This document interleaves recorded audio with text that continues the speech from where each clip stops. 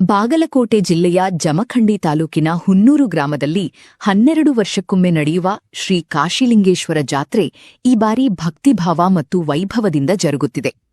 ಹುನ್ನೂರು ಗ್ರಾಮದಲ್ಲಿ ನಡೆಯುವ ಈ ಜಾತ್ರೆ ಶತಮಾನಗಳ ಇತಿಹಾಸವನ್ನು ಹೊಂದಿದ್ದು, ಗ್ರಾಮದ ಮೂಲಪುರುಷರಾದ ಬನಸಿದ್ದೇಶ್ವರರಿಂದ ಆರಂಭವಾಗಿದೆ.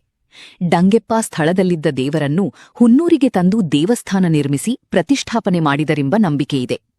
ಒಮ್ಮೆ ಗ್ರಾಮಕ್ಕೆ ಬರಗಾಲ ಬಿದ್ದಾಗ ಬನಸಿದ್ದೇಶ್ವರರು ಅಂಬಲಿಬಾನ ಮಾಡುವಂತೆ ಸೂಚನೆ ನೀಡಿದ ಬಳಿಕ ಮಳೆ ಸುರಿದ ಘಟನೆ ಇಂದಿಗೂ ಜನರಲ್ಲಿ ಭಕ್ತಿ ಮೂಡಿಸುತ್ತದೆ. ಪ್ರತಿ 12 ವರ್ಷಕ್ಕೊಮ್ಮೆ ನಡೆಯುವ ಈ ಜಾತ್ರೆಯಲ್ಲಿ 12 ಜ್ಯೋತಿರ್ಲಿಂಗ ಸ್ಥಾಪನೆ, ಪಲ್ಲಕ್ಕಿ ಉತ್ಸವ ಮತ್ತು ಅನ್ನಪ್ರಸಾದ ಪ್ರಮುಖ ಆಕರ್ಷಣೆಗಳಾಗಿವೆ.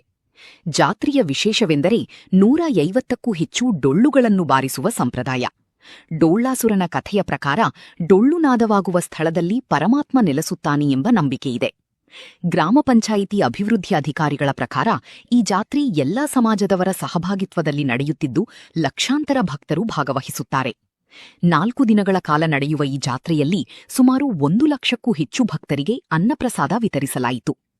ಈ ಸಂದರ್ಭದಲ್ಲಿ ಮಾಜಿ ಗ್ರಾಮ ಪಂಚಾಯಿತಿ ಅಧ್ಯಕ್ಷ ಅಪ್ಪಣ್ಣ ಜನವಾಡ, ದೈಹಿಕ ಶಿಕ್ಷಕ ಚನ್ನಪ್ಪ ಚನಾಳ, ಪರಶುರಾಮ ಸವಳತೋಟ, ಬಸಪ್ಪ ಸೂಗಲಿ, ವಸಂತ ಅಗಸಿಮನಿ, ಮೂರ್ತಿ ಕಲಾಜಗೋಳ, ರಾಮಪ್ಪ ಜನವಾಡ ಸೇರಿದಂತೆ ಜಾತ್ರಾ ಸಮಿತಿ ಸದಸ್ಯರು, ಗ್ರಾಮದ ಹಿರಿಯರು ಮತ್ತು ಯುವಕರು ಉಪಸ್ಥಿತರಿದ್ದರು.